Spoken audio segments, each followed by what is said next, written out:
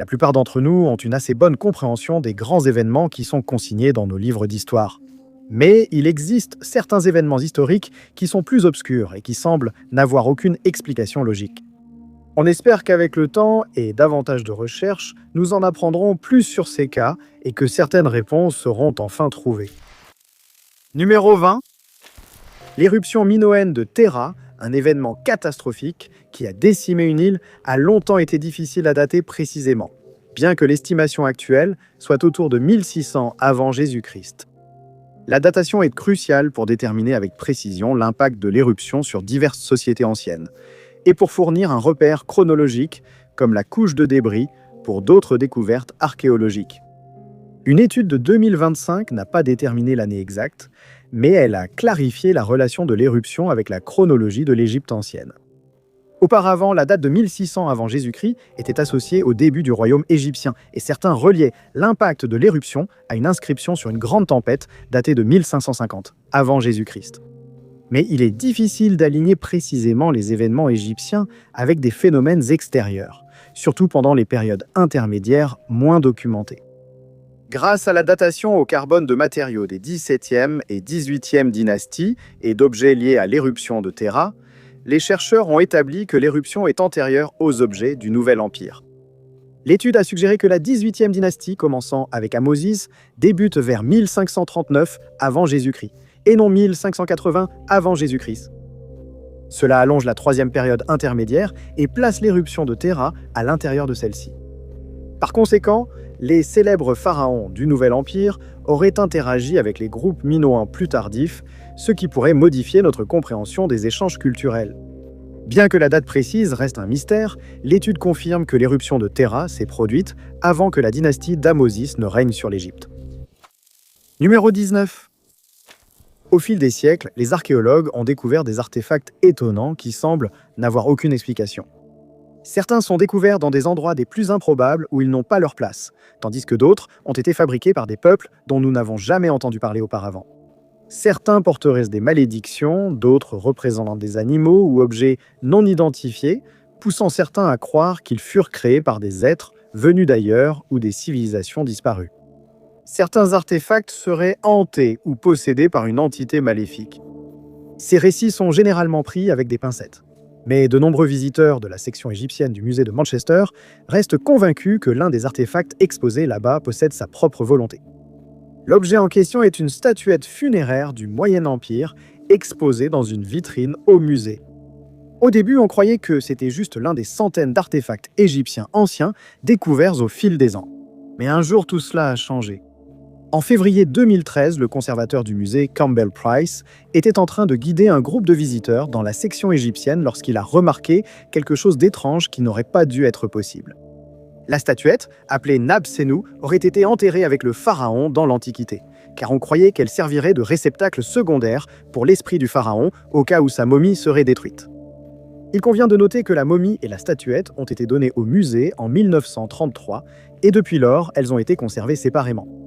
Le jour en question, Price a été surpris lorsqu'il a remarqué que l'artefact était tourné dans la mauvaise direction et il n'avait aucune explication à cela.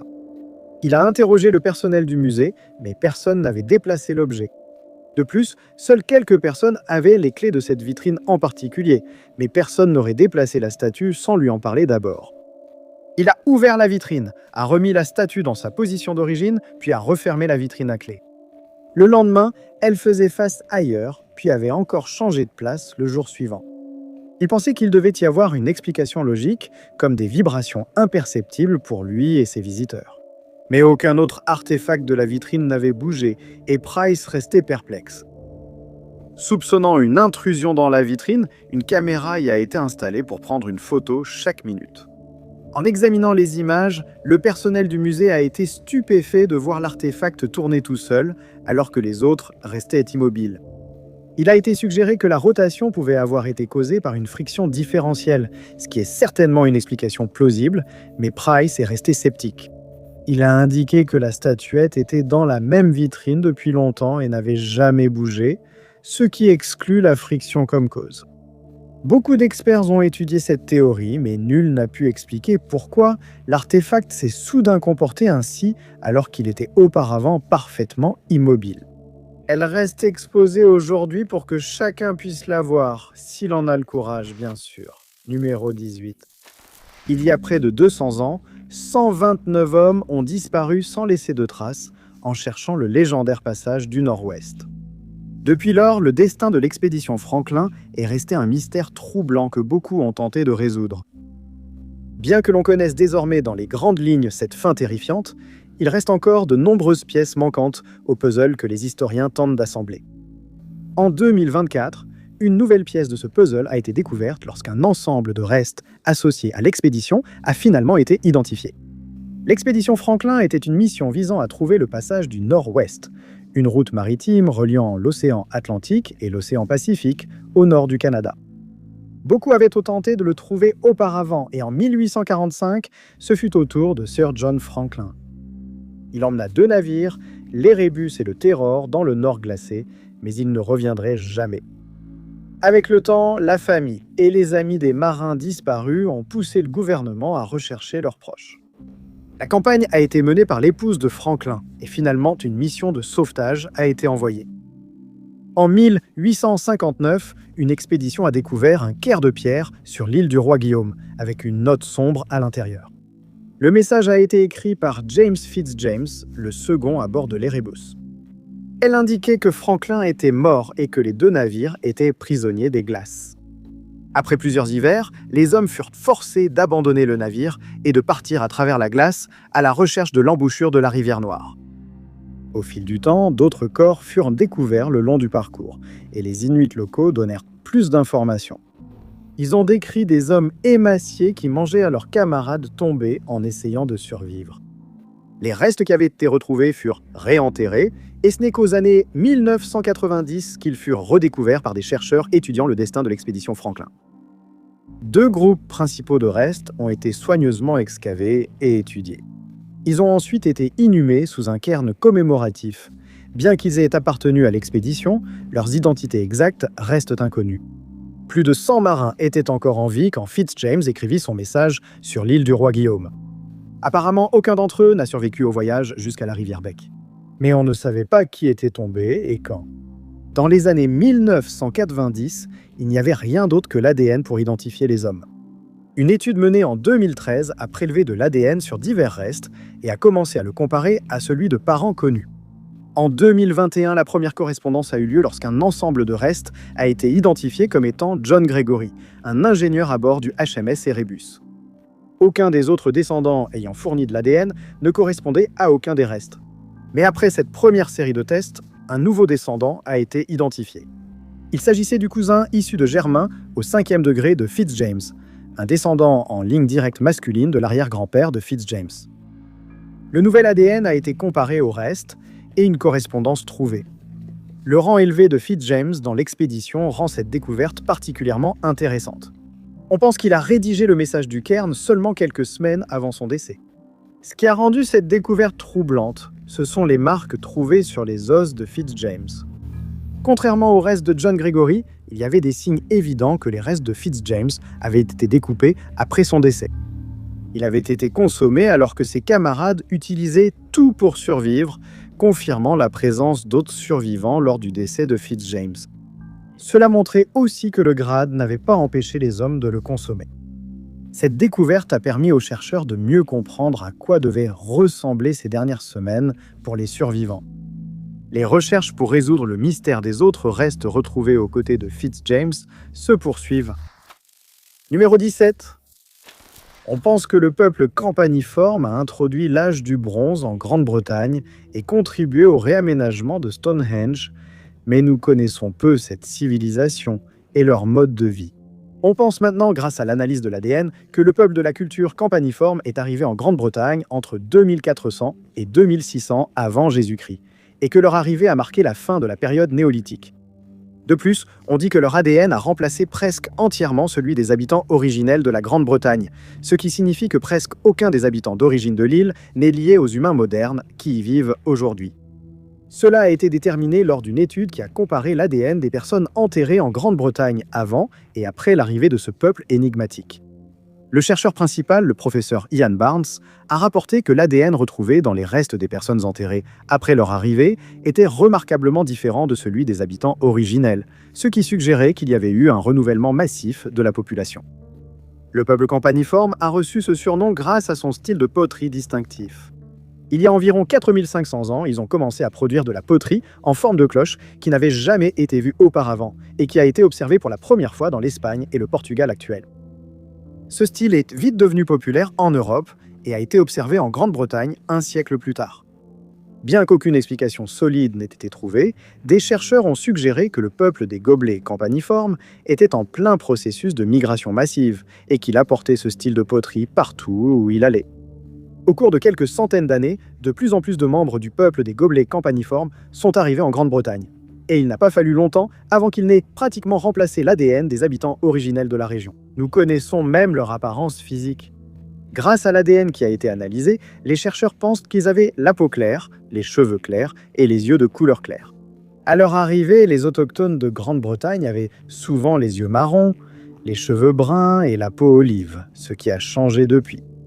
Cela appuie la théorie que les habitants d'origine ont été remplacés, car le peuple du gobelet campaniforme a eu des enfants avec les autochtones qui ont fini par disparaître.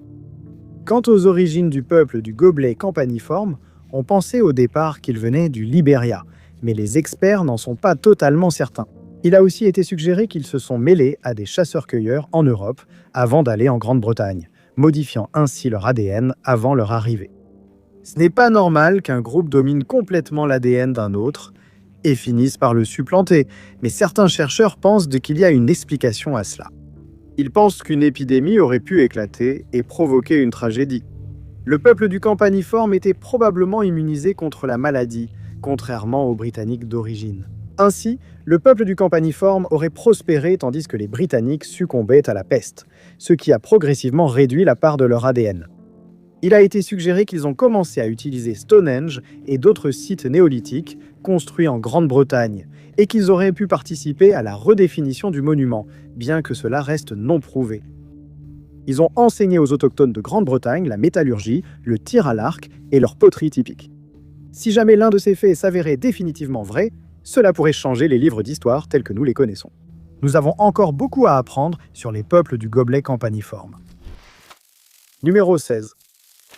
Les érudits chinois ont historiquement documenté des événements astronomiques comme les étoiles invitées. En 1408, un tel objet lumineux est apparu dans le ciel nocturne pendant environ 10 jours près de la Voie lactée. Sa description succincte a compliqué son identification par les scientifiques actuels, qui ont douté de son authenticité.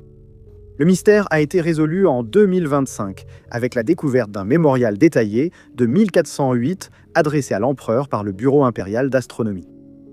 Il décrivait l'objet comme une lampe à huile près de l'astérisme Niandao, avec une couleur jaune pure, lisse et brillante.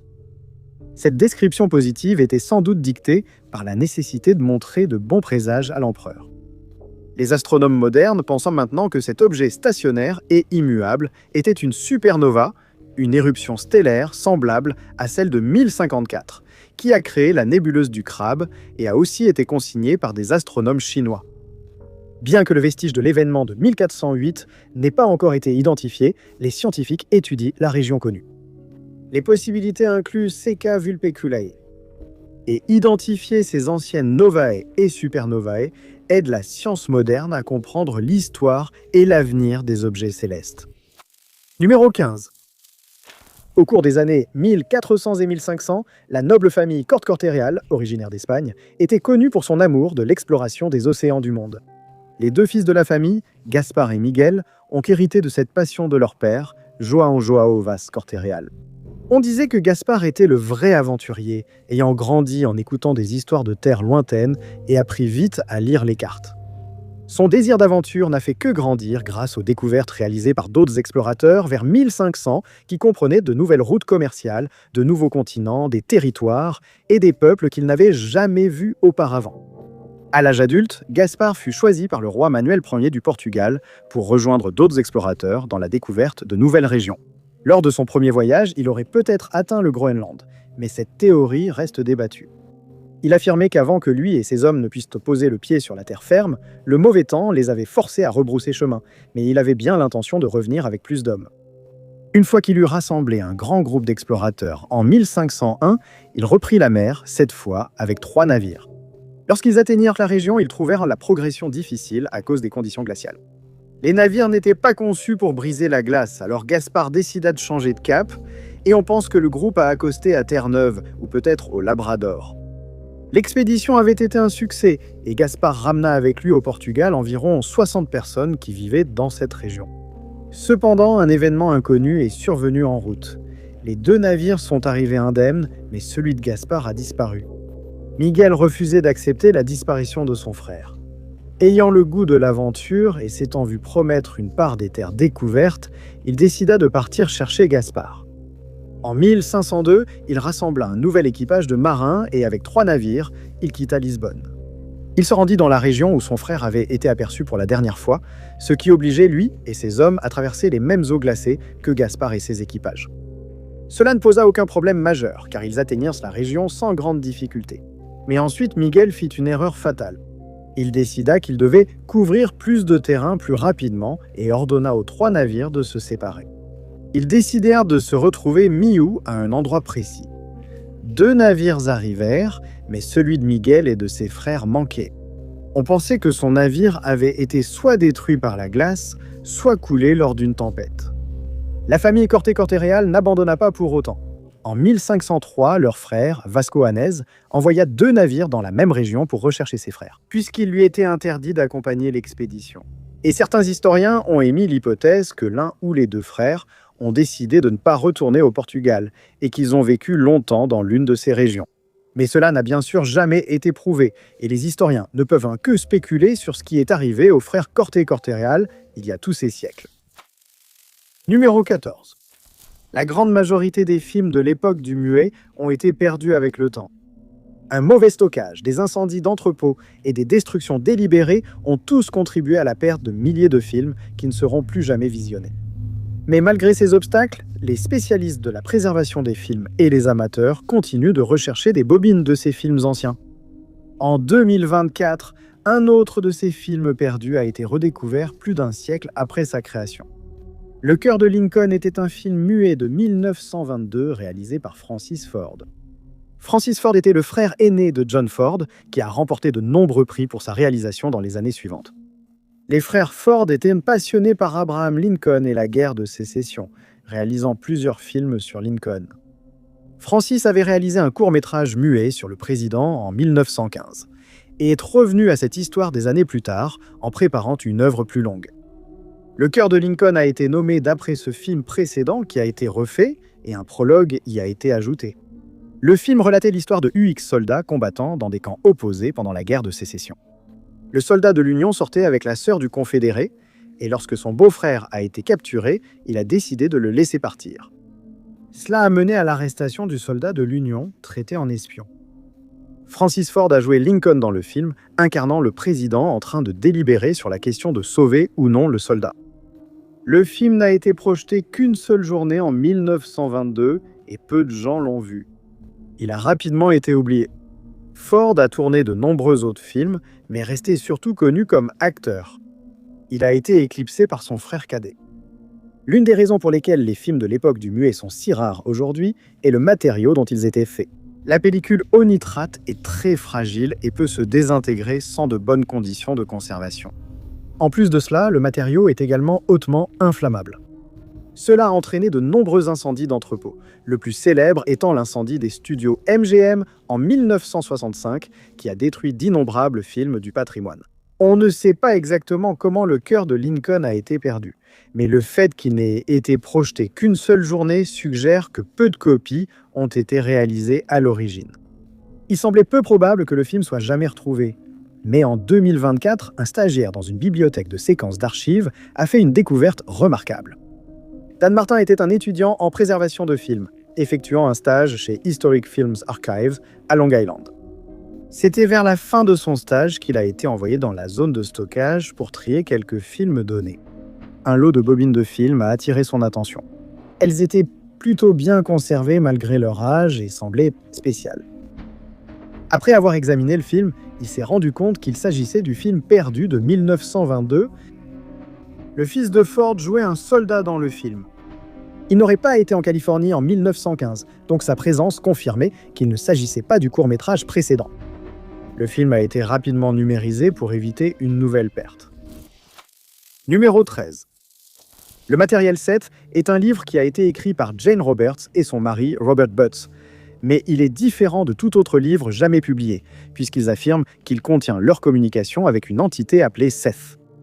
Cette histoire commence en 1963, lorsque Jane et Robert ont eu l'idée de mener des recherches pour un livre que Robert écrivait sur la perception extrasensorielle. Ils ont acheté une planche Ouija et ont commencé à expérimenter pour voir si les rumeurs concernant ces planches étaient vraies. Ils ignoraient que leur vie allait changer à jamais. Le 3 décembre de cette année-là, ils ont commencé à parler à une entité masculine qui affirmait s'appeler Seth. Ils ont d'abord écrit ces conversations, mais bientôt Jane a reçu des messages sans la planche Ouija, comme s'ils lui étaient transmis directement dans le cerveau. Cela signifiait que la planche n'était plus nécessaire, car Jane pouvait simplement transmettre les messages à Robert, qui les écrivait ensuite.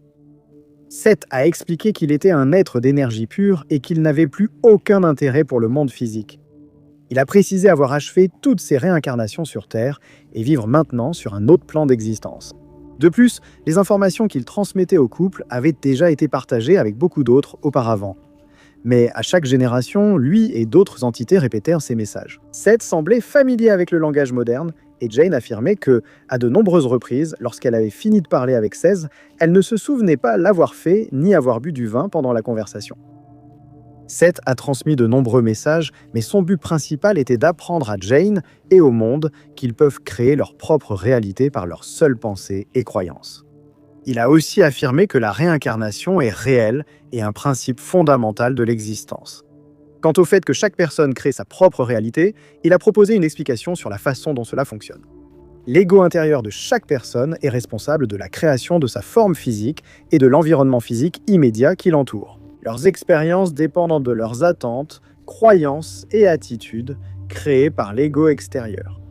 En résumé, Seth a expliqué que chacun vit la vie à laquelle il prête attention et ne peut la changer qu'en modifiant ses attentes et croyances.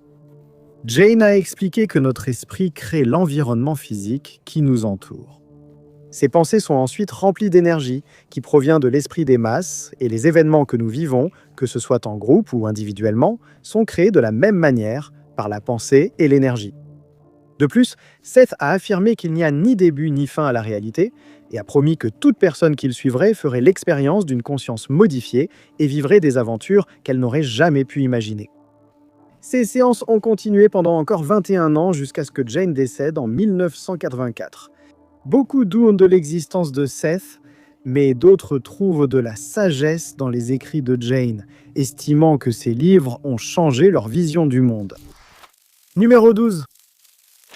Les pommes de terre, importées d'Amérique du Sud, sont devenues un aliment de base essentiel en Europe et ont aidé à réduire les famines. Cultivée près du lac Titicaca il y a 7000 ans, l'évolution de la pomme de terre sauvage a longtemps intrigué les scientifiques en raison de son lien apparent avec deux groupes de plantes distinctes. Une nouvelle étude a résolu ce mystère. La pomme de terre est génétiquement similaire à la fois au groupe de plantes sans tubercules, et tuberosum, et à la tomate, qui ne possède également pas de tubercules. La recherche montre que la pomme de terre vient directement des deux.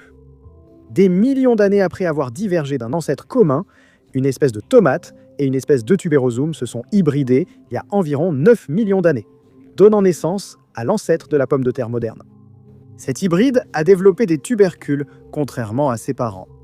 Les scientifiques ont découvert que l'hybride avait hérité d'un gène de tuberosum, contrôlant la croissance des tiges souterraines, et d'un gène de la tomate, activant la croissance des tubercules, permettant ainsi aux tiges fines de devenir de grosses pommes de terre rondes. Cette hybridation a coïncidé avec la formation de la chaîne andine. L'environnement difficile a favorisé le tubercule, qui stockait eau et nutriments.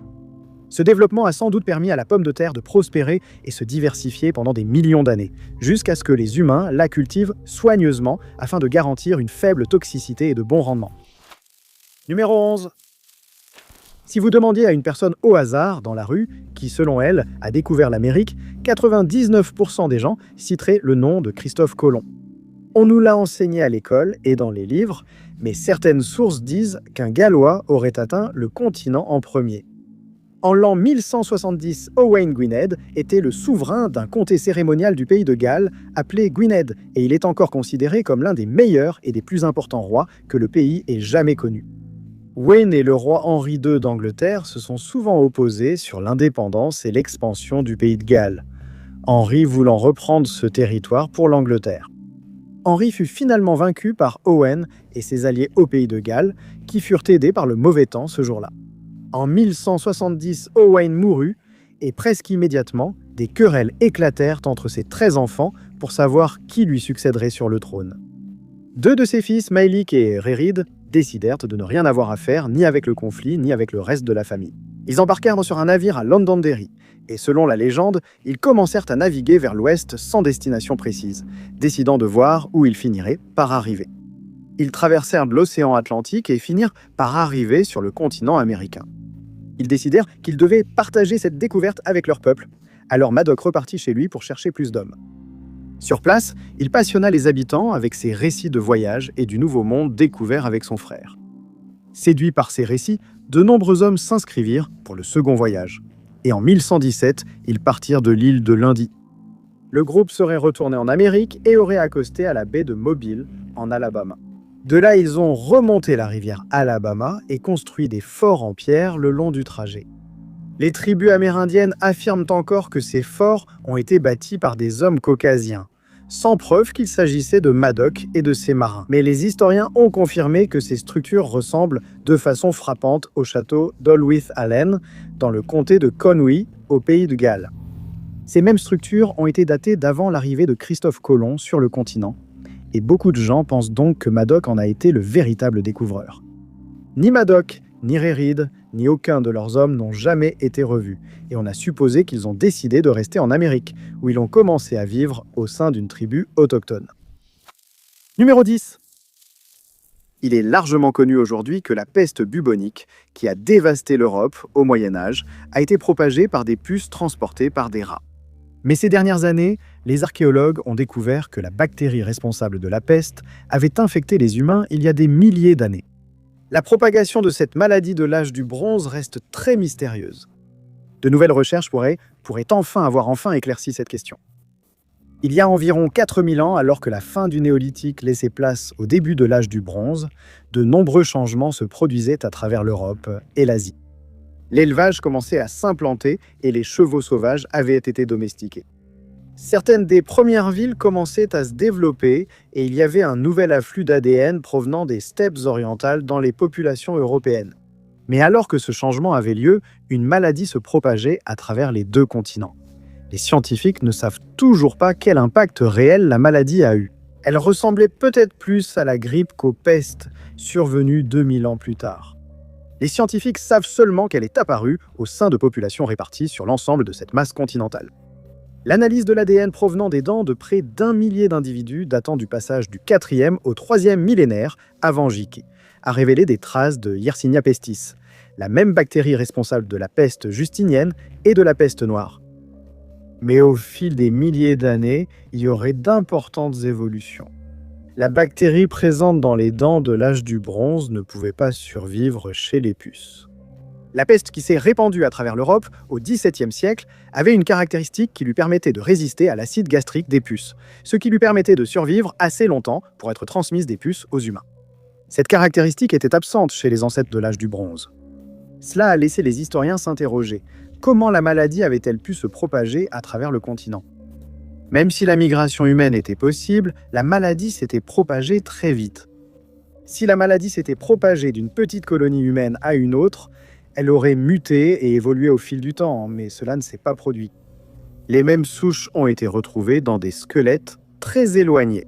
C'était trop loin pour qu'une personne malade parcourt cette distance autrefois. Il y avait un autre vecteur qui propageait la maladie. Au départ, les scientifiques ont supposé que c'était des chevaux.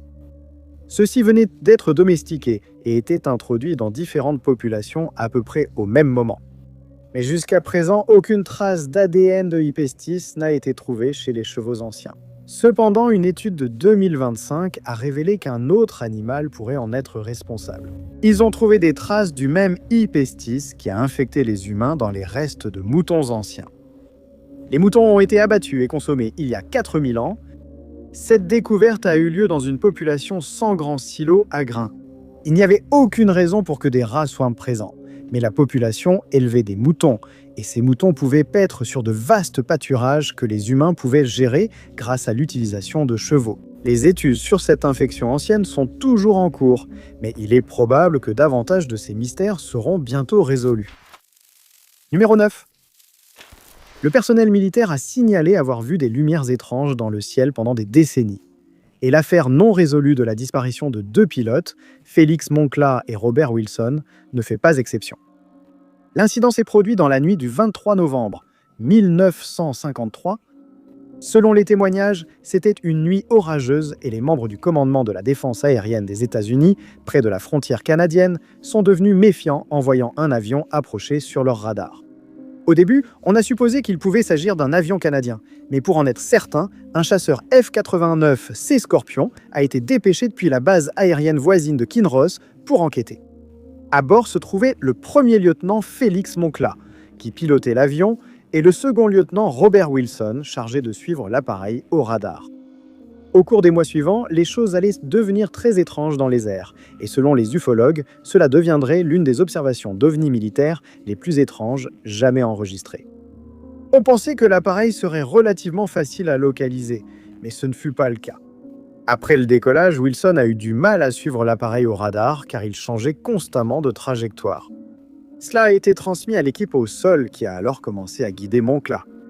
Il a accéléré à 500 miles à l'heure et a finalement commencé à rattraper l'appareil non identifié, mais à ce moment-là, une demi-heure s'était déjà écoulée.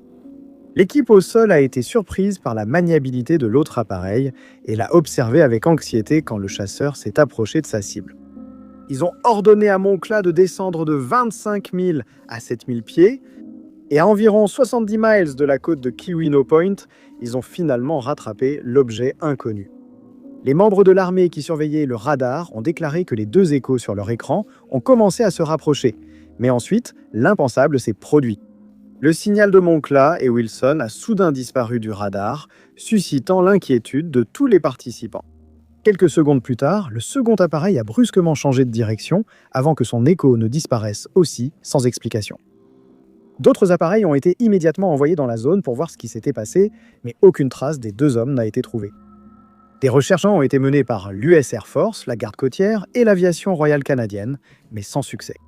Dans son rapport aux médias, l'armée a expliqué que les 2 signaux sur leur radar semblaient se rejoindre à un moment donné, après quoi leur avion de chasse a soudainement disparu, comme s'il s'était volatilisé.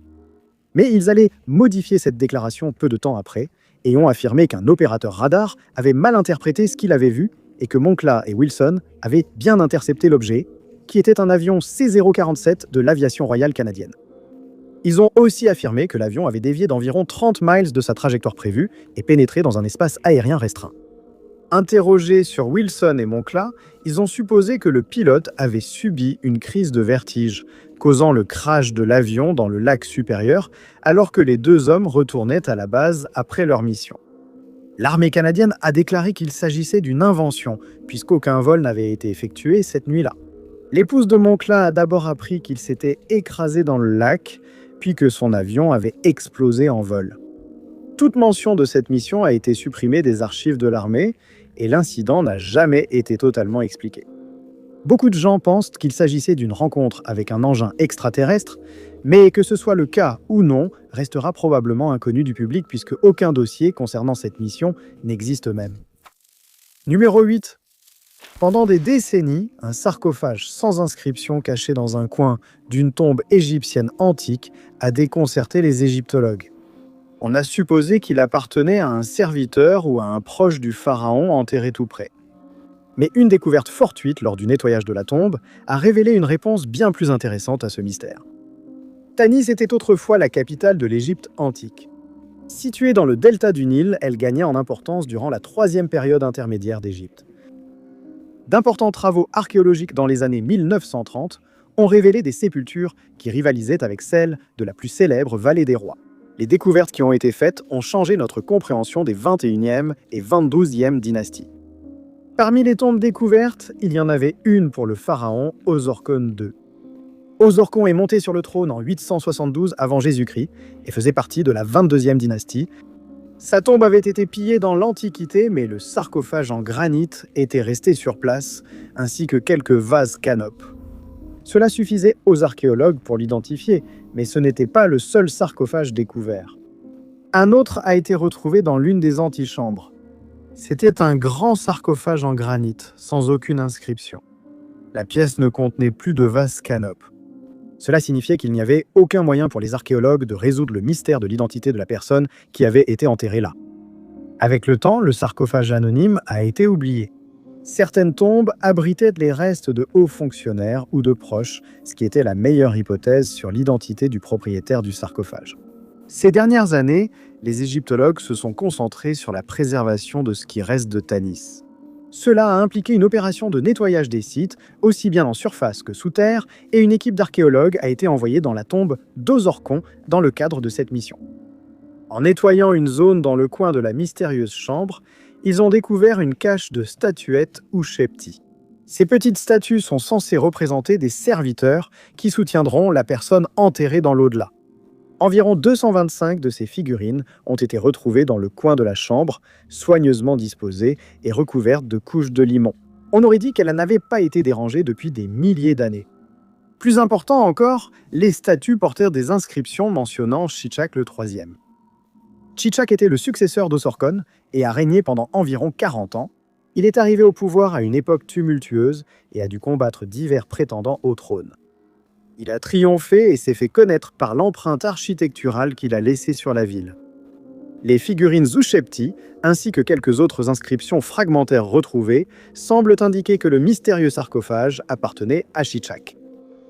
Cela aurait du sens, mais ce qui rend cette découverte particulièrement intéressante, c'est le fait que les égyptologues avaient déjà découvert la tombe de Shishak III. La tombe se trouvait à proximité et contenait également 2 sarcophages.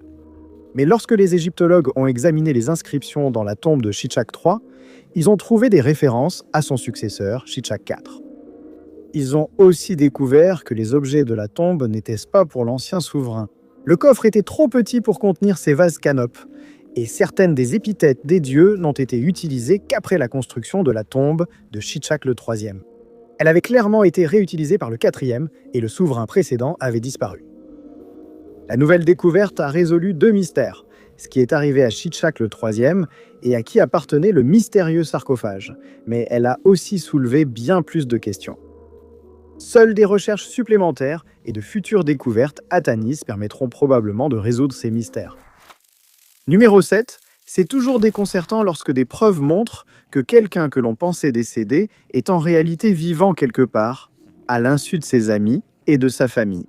Bien qu'il n'ait jamais été définitivement prouvé que Herschel Greenspan ait survécu à la Seconde Guerre mondiale, une photo semble suggérer que c'était effectivement le cas. Greenspan, originaire de Hanovre en Allemagne, n'a jamais obtenu officiellement la citoyenneté allemande à cause de la loi de 1913 qui exigeait que les 2 parents d'un enfant né en Allemagne y soient aussi nés. À la place, il est devenu citoyen polonais avec le reste de sa famille après la fin de la Première Guerre mondiale. Alors qu'il vivait à Hanovre, il a été annoncé que tous les juifs polonais en Allemagne seraient arrêtés, et la famille Greenspan figurait parmi les 12 000 personnes détenues. Tous leurs biens et terres ont été saisis et ils ont été forcés de retourner en Pologne en train. Arrivés à la frontière, ils ont marché 3 km vers la ville, mais l'entrée leur a été refusée. Ils sont restés à la frontière, pris en charge par la Croix-Rouge. Les conditions étaient horribles et beaucoup de personnes sont tombées malades. Greenspan ne pouvait plus tolérer ce genre de traitement, alors il a élaboré un plan néfaste. Ayant obtenu un peu d'argent, il acheta une arme et se rendit à l'ambassade d'Allemagne à Paris. Il a exigé de parler au responsable de l'ambassade, se prétendant espion avec des informations importantes. Il déclara qu'il ne remettrait les informations qu'à l'ambassadeur, qu'il appelait son Excellence, mais il dut se contenter de parler à Ernst von Rath, un fonctionnaire subalterne. Il fut conduit dans le bureau de von Rath où on lui demanda de discuter des informations en question. Mais à la place, Greenspan sortit son arme et tira. Il fut arrêté sur le champ et avoua entièrement le crime. Greenspan devint une célébrité pour ses actes impulsifs et donna plusieurs interviews en détention à la prison de Fresnes, à Paris. Le parquet a tenté de le faire extrader vers l'Allemagne pour qu'il y soit jugé, mais le gouvernement français a refusé. Il a finalement été transféré à Bourgas, mais alors qu'il était transporté là-bas avec quelques autres prisonniers, ils ont été attaqués par des avions allemands. Certains des prisonniers ont réussi à s'échapper pendant le chaos qui a suivi. Et on a supposé que Greenspan s'était joint à eux, puisqu'il ne faisait pas partie de ceux qui sont finalement arrivés à Bourgas. S'il l'avait su, il se serait sans doute enfui, mais il a plutôt marché jusqu'à Bourgas pour se livrer à la police, expliquant qu'il avait simplement été oublié lorsque les autres prisonniers furent rassemblés après l'attaque. Il a été emprisonné à Toulouse, mais les Allemands le recherchaient toujours. La France s'étant déjà rendue, ils ont exigé la remise de Greenspan, bien qu'on lui ait refusé la citoyenneté allemande. Le gouvernement français ne s'est pas opposé à cette demande, et Greenspan a été emprisonné à la Prince-Albrechtstraße. Il a finalement été transféré à Magdebourg, mais son sort après cela reste inconnu. Certaines personnes pensent qu'il est décédé en détention, mais d'autres ont supposé qu'il avait survécu à la guerre et s'était installé à Paris. Cette théorie a été renforcée en 1946 par l'apparition d'une photo montrant un homme qui, selon beaucoup, était Greenspan. Photo prise en Allemagne, bien que non confirmée comme étant Greensberg, beaucoup pensent qu'il a vécu longtemps sans être repéré par les autorités allemandes. Numéro 6. Pendant des siècles, une étrange momie située dans une petite église autrichienne a attiré des touristes et ceux qui veulent percer le mystère inhabituel. De nouvelles recherches ont enfin expliqué comment le soi-disant aumônier séché à l'air s'est momifié et qui il était exactement. Vers 1850, la première littérature connue a été publiée au sujet d'une momie inhabituelle, située dans la crypte de l'église Saint-Thomas à Blazenstey. Ce n'était qu'une brève mention, avec une seule phrase sur les restes de 2 personnes desséchées, probablement d'anciens prêtres de la paroisse. Mais depuis lors, beaucoup plus a été publié au sujet de l'un de ces 2 corps. Même à l'époque, le chapelain naturellement desséché était bien connu dans la région. Normalement, lorsque des restes sont momifiés délibérément, il y a une sorte d'incision pratiquée sur les restes. Mais cette momie ne présentait aucune incision de ce type. Il semblait juste s'être desséché et naturellement préservé. La façon dont le chapelain desséché à l'air est devenu momifié n'était qu'un des mystères entourant cette momie. Le mystère était de savoir qui il était. Il avait longtemps été dit que les restes appartenaient à un homme nommé Franz Xaver Schilder von Rosenegg. Von Rosenegg était un prêtre issu de l'aristocratie, décédé dans les années 1700. La curiosité autour de la momie a conduit à une radiographie réalisée en 2000. La radiographie n'a rien montré sur la préservation de la momie, mais a peut-être indiqué la cause du décès. Un petit objet rond a été localisé dans le bas de l'intestin gauche de l'homme. On a supposé qu'il s'agissait peut-être d'une capsule ayant contenu du poison. Une fuite d'eau dans la crypte a donné aux scientifiques une nouvelle occasion d'examiner les restes, menant à une découverte surprenante. La momie a subi un scanner qui a révélé bien plus que la radiographie. L'homme mystérieux avait été rempli de matériaux, y compris des tissus délicats, des copeaux de bois et des brindilles. Le matériau remplissait sa poitrine et son abdomen, ce qui pourrait expliquer pourquoi cette zone était bien mieux préservée que sa tête et ses jambes. Mais il n'y avait toujours aucune incision visible, donc une autre méthode d'accès devait être trouvée. Un examen plus approfondi a révélé que le matériau avait été inséré par le bas du tube digestif.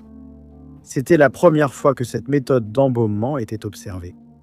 Une partie du matériau a été retirée, révélant des tissus finement brodés, du lin et même de la soie.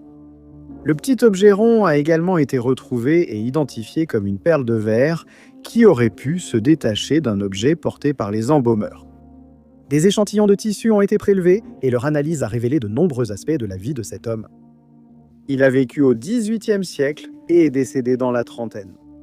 Des signes montraient qu'il mâchait une pipe et des dommages pulmonaires suggéraient une possible tuberculose. Il a bien mangé tout au long de sa vie, mais il y a eu un changement de régime vers la fin.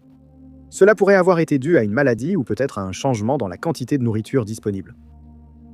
Avec le mystère de l'identité du chapelain desséché à l'air et la façon dont il a été embaumé désormais résolue, la raison pour laquelle il a été embaumé reste un mystère.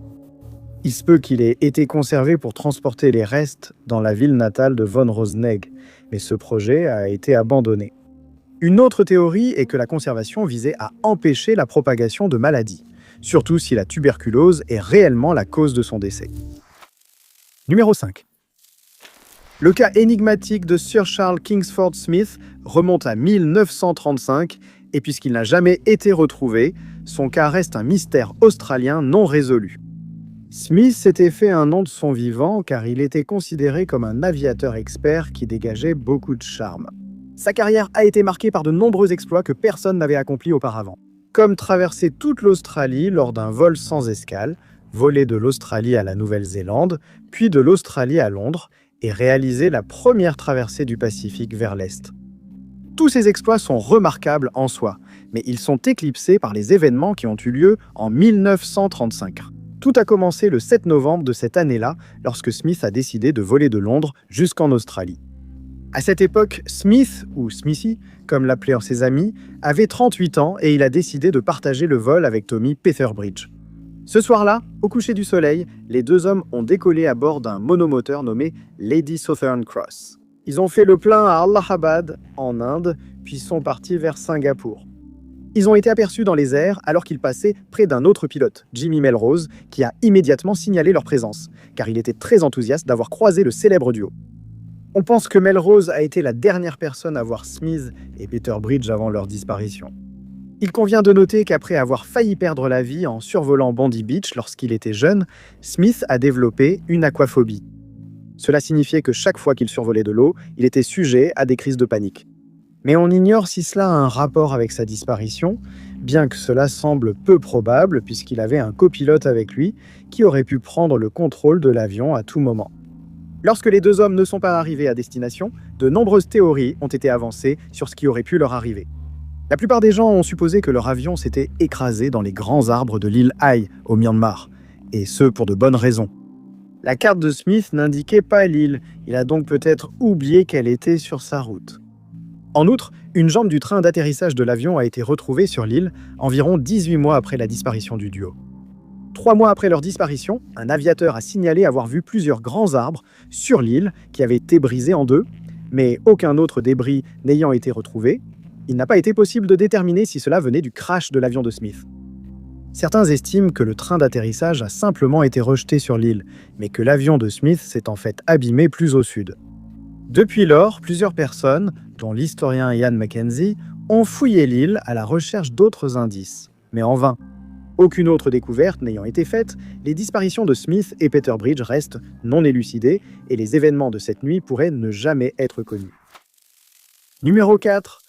Même avant d'être volée, la Breguet 160 était déjà surnommée la Joconde des horloges. Lorsqu'elle a disparu sans laisser de traces, une recherche internationale a été lancée, mais il a fallu plus de 20 ans avant qu'elle ne soit finalement retrouvée. La Breguet 160 était une montre créée par Abraham Louis Breguet, l'un des horlogers les plus talentueux de son époque. Elle a été commandée pour la reine Marie-Antoinette, bien que l'identité de la personne à l'origine de cette commande reste un mystère à ce jour. On a dit à Breguet de ne ménager aucune dépense et de prendre tout le temps nécessaire pour réaliser la montre la plus belle et la plus avancée technologiquement possible, et elle ne serait achevée qu'en 1827, après la mort de la reine et de Breguet. Au cours des 100 années suivantes, elle passerait entre les mains de divers collectionneurs privés avant de finir finalement chez Vera Brice Saloma, qui a hérité d'une collection de montres et d'horloges de son père. Saloma infirmière s'est installée à Jérusalem après la Première Guerre mondiale. Elle a fondé le musée Lamayer d'art islamique et a fait don de nombreux objets, y compris la collection d'horloges. Le matin du 7 avril 1983, le personnel du musée a fait une découverte horrifiante. Il y avait eu une effraction et des centaines d'objets avaient été volés, y compris la montre de Marie-Antoinette. Le ou les voleurs étaient apparemment entrés par une fenêtre, à peine assez grande pour qu'un adulte puisse y passer. 2 gardes étaient de service la nuit du vol, mais on découvrit vite qu'ils dormaient alors. Il y avait une alarme, mais elle était en panne. Une vaste opération de recherche a été lancée et la police a interrogé des voleurs connus. Parmi eux se trouvait un homme nommé Naman Diller. Diller avait déjà commis un vol audacieux à la banque de Tel Aviv et semblait être un suspect probable. Mais son passeport prouvait qu'il était à l'étranger lors du crime. Avec peu d'indices sur lesquels s'appuyer, l'affaire est restée sans suite. Cela a duré jusqu'en 2008 lorsque le musée a été contacté par un avocat. Il travaillait au nom d'une femme en Amérique qui souhaitait rester anonyme. Elle possédait de nombreuses montres volées et souhaitait les revendre au musée.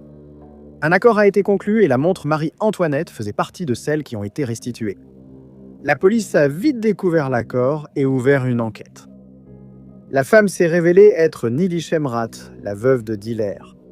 Diller a avoué le crime peu de temps avant sa mort et lui a légué son trésor. Avec les montres de nouveau exposées, le seul mystère qui subsiste est pourquoi Diller a commis ce crime. Il n'en a vendu que quelques-unes, et les enquêteurs pensent qu'il voulait juste prouver qu'il en était capable. Numéro 3. Au début, on pensait que la liste des rois sumériens ne contenait que des créatures et des personnages issus de la mythologie de cette civilisation. Mais des découvertes rendues possibles grâce à l'analyse ADN pourraient prouver le contraire, ajoutant encore plus de mystère à cette étrange découverte. Le premier nom sur la liste remonte à 226 000 ans, ce qui peut sembler étrange, puisque les historiens ne croient pas que des civilisations existaient à cette époque. On pense que la civilisation sumérienne n'a commencé qu'en 5400 avant Jésus-Christ et qu'elle s'est terminée 600 ans plus tard. Ainsi, le fait que la liste des rois commence des centaines de milliers d'années auparavant a laissé les historiens perplexes.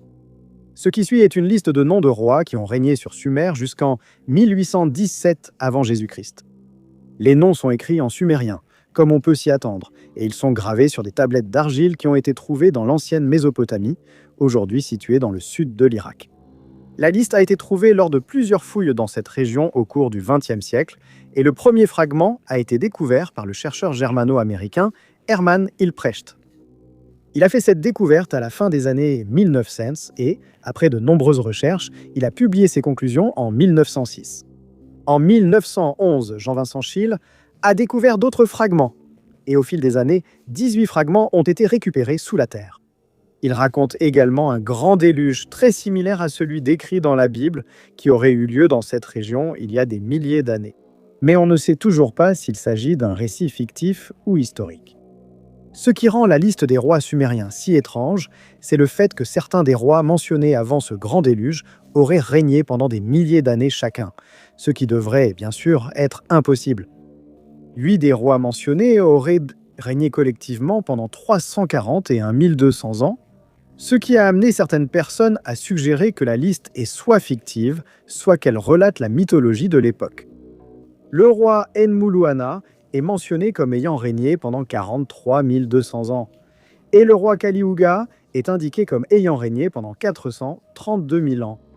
Cela a renforcé la théorie mythologique, car le nombre 432 est fréquemment utilisé dans le mysticisme à travers l'histoire. Il est également significatif pour les Vikings, les Mayas et les anciens Grecs. Mais d'autres ont une explication plus logique.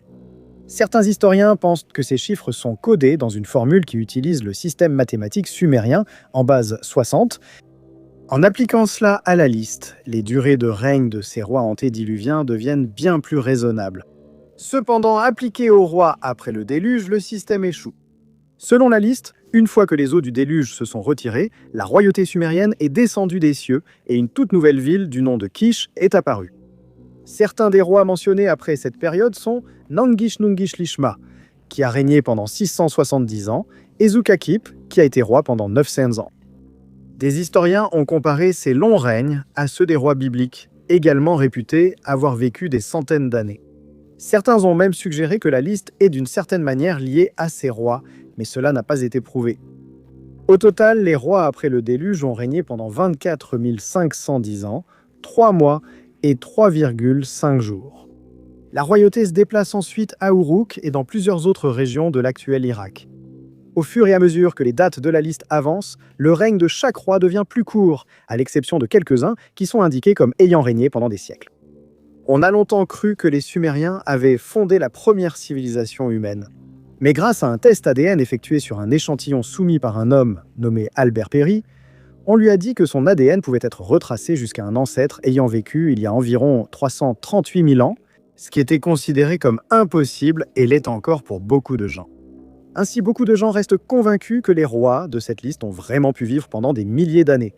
Mais pour l'instant, cela reste à prendre avec des pincettes en attendant que d'autres informations soient découvertes. Numéro 2.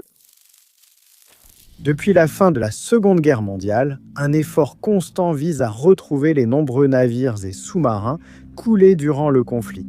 À la fin de 2025, une équipe franco-espagnole conjointe a découvert une épave qui intriguait les historiens depuis des années. L'Étoin était un sous-marin français construit peu de temps avant le déclenchement de la guerre.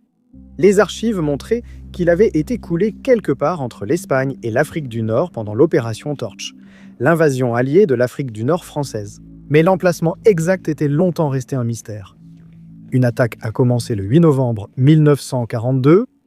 L'Étoin venait de quitter le bassin de Radoub à Casablanca après une brève remise en état et n'était alors pas correctement armé. Le bateau a été touché par l'artillerie américaine et son commandant a perdu la vie. L'officier en second a pris le commandement et, sans aucun moyen de riposter, a préparé le sous-marin à la plongée. L'Étona a échappé à la bataille, mais a été gravement endommagé. Plusieurs hommes sont morts et beaucoup d'autres ont été blessés. En plus de cela, le sous-marin lui-même a été gravement endommagé. Elle est revenue péniblement à Casablanca pour des réparations, mais l'équipage savait qu'il fallait retourner à Tula pour être en sécurité. Le sous-marin a d'abord pris la direction de l'Espagne, mais il est vite apparu qu'il ne pourrait pas rejoindre Tula. La majorité de l'équipage ayant débarqué, le capitaine, avec peu de marins restants, a choisi de s'aborder les Letona. Le naufrage volontaire empêchait l'ennemi d'obtenir la technologie. Tous les hommes à bord ont été secourus par un chalutier espagnol et ont passé le reste de la guerre internés en Espagne. Après la guerre, de nombreux rapports ont été écrits sur ce dernier voyage. Les détails contradictoires ont rendu difficile la tâche des chercheurs pour retrouver réellement le navire. En 2025, les chercheurs ont fait une avancée majeure. Les proches des marins détenaient encore des documents, dont le journal de bord du navire. Les chercheurs ont pu cibler une zone plus précise et réorienter leurs efforts. Début décembre 2025, une équipe de chercheurs franco-espagnols travaillant avec l'université de Cadix a enfin trouvé ce qu'elle cherchait.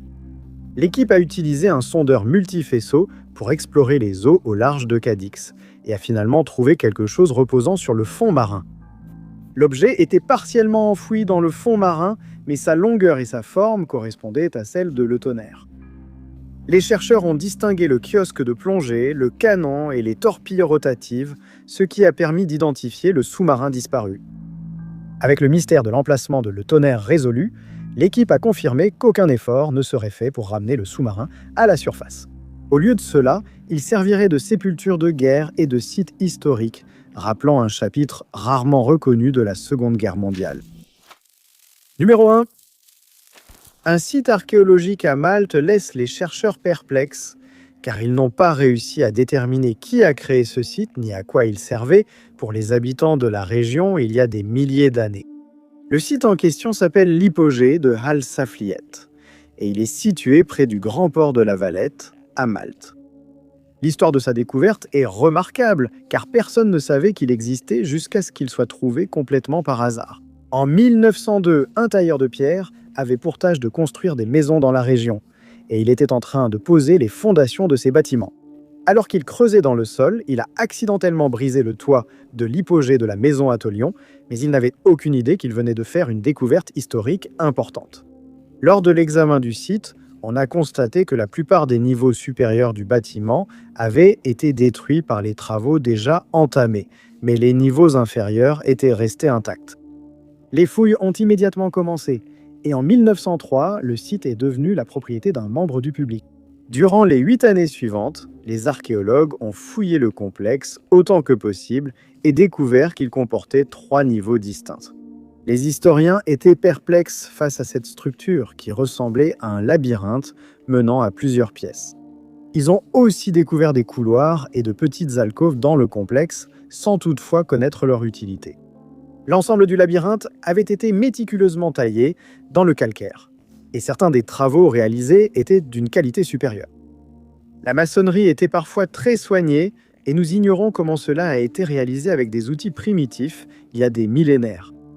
Au fur et à mesure que les fouilles se poursuivaient, plusieurs fosses circulaires ont été découvertes dans différentes zones ouvertes, et il a été supposé que ces espaces étaient utilisés lors de cérémonies religieuses. Mais en raison de l'étrange construction de l'hypogée de Hal Saflieni, certains avancent d'autres théories sur sa fonction réelle. Certains historiens estiment que cette méthode de construction a été choisie pour optimiser l'acoustique du complexe, les chambres étant ajustées à des spectres de fréquences spécifiques. Si tel est le cas, l'hypogée de la maison Safliet pourrait être l'une des plus anciennes structures jamais créées dans le but d'améliorer le son des instruments de musique.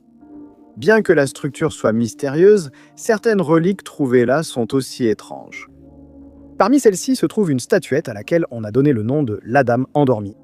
On pense qu'elle représente la mère nature, ou, selon l'avis de certains chercheurs, il s'agirait d'une représentation de la fin de la vie. Ce site, qui remonte à une période comprise entre 4000 et 2500 avant JT, mérite beaucoup plus d'études et les fouilles continueront probablement encore longtemps. Avec un peu de chance, les recherches nous en apprendront plus sur ces peuples mystérieux et leur mode de vie à l'époque. Merci d'avoir regardé. Si vous avez aimé cette vidéo, n'oubliez pas d'appuyer sur le bouton « J'aime ». N'oubliez pas non plus de vous abonner et de cliquer sur la cloche de notification pour rester informé de toutes nos prochaines vidéos. Mais moi, c'est Top 5 Inconnus et je vous retrouve dans la prochaine vidéo.